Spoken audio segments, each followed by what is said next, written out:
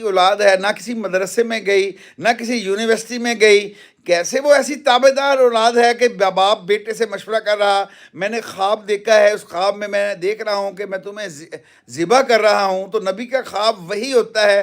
تو آ کے بیٹے سے مشورہ کیا اسماعیل علیہ السلام سے. تو بیٹے نے کہا جی آپ اللہ کا حکم پورا کیجئے، بس آپ مجھے ذبح کر دیجئے.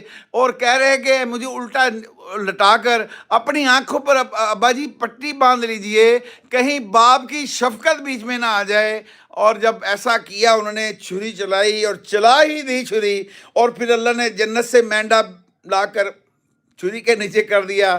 اور جب پٹی بندھی ہوئی تھی، کیسا وہ وقت ہوگا، پٹی بندھی ہوئی ہے اور اپنی طرف سے انہوں نے چھری پھیر دی ہے، گردن کٹ چکی ہے.